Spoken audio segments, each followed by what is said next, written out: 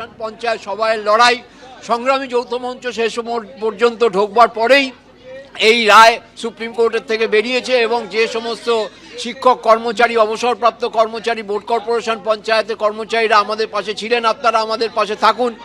যে টাকা আপনারা তুলে দিয়েছেন, সুব্রমণিয়ামের ফিস দেওয়ার ক্ষমতা আমাদের ছিল না, সেই টাকা আপনারা তুলে দিয়েছেন এবং সেই টাকা দিয়েই আমরা এই মামলায় জোর লড়াই জিতেছি।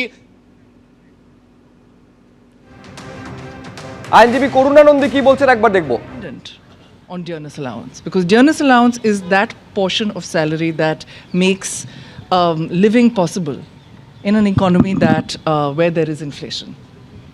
So 25% interim order was given earlier. By what did that amount needs to be paid to the employees?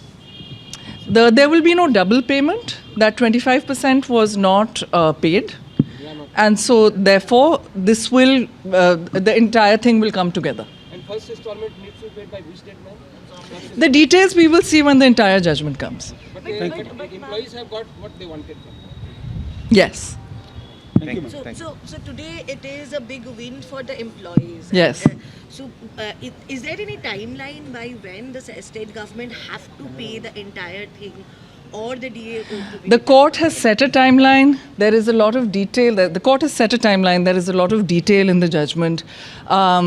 We will look at the details in the judgment and we will tell you what has happened. Thank you.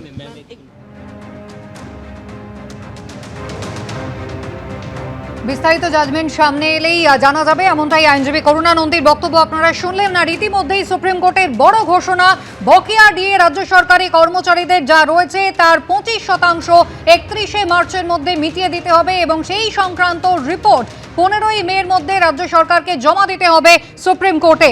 এবং বাকি 75% বকেয়া ডিএর ক্ষেত্রে একটি committee তৈরি করা হবে, যেখানে 4 সদস্যের এই কমিটি, যেখানে অবসরপ্রাপ্ত বিচারপতির নেতৃত্বে থাকবেন তারা।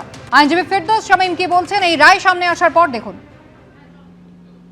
আজকে মহামান্য বিচারপতি সঞ্জয় কারোল এবং মহামান্য বিচারপতি প্রশান্ত কুমার মিশ্রার bench confederation of state government employees অর্থাৎ মলয় মুখোপাধ্যায়দের করা যে মামলায় 6 বার জিতেছে confederation of state government employees অর্থাৎ রাজ্য সরকারি কর্মচারীরা, সেই মামলায় আজকে মহামান্য বিচারপতিরা একেবারে ডিসাইড করে দিয়েছেন যে ডিএ কর্মচারীদের জন্য লিগালি এনফোর্সেবল রাইট, যে কথা কলকাতা হাইকোর্ট বলেছিল সেই কথাই আজকে মহামান্য সর্বোচ্চ ন্যায়ালয় বলেছে এবং কর্মচারীদের জয় হয়েছে এবং অলরেডি 25% এরিয়া ডিএ যেটা দেওয়ার কথা অন্তর্বর্তীকালীন নির্দেশ হিসেবে দিয়েছিলেন, আজকে বলেছেন 31শে মার্চের মধ্যে সেটা মিটিয়ে দিতে এবং একটি কমিটি তৈরি করে দিয়েছেন।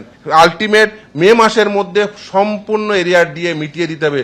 2008 সাল থেকে 2019 সাল পর্যন্ত যে এরিয়া ডিএ যেটা ক্যালকুলেশন করতে হবে, ডিএ এআই সিপিআই অনুযায়ী ক্যালকুলেশন করে কর্মচারীদের সম্পূর্ণ ডিএ মিটিয়ে দিতে হবে। অর্থাৎ যে কর্মচারীদের পক্ষ থেকে যে কথা প্রথম থেকে বলে আসছিলাম, এই 2016 সাল থেকে যে লড়াই শুরু হয়েছিল, 2016 সালের নভেম্বর মাস থেকে আজকে 2026 সালের 5ই ফেব্রুয়ারি সর্বোচ্চ ন্যায়ালয়ে সেটাই প্রতিষ্ঠা পেল।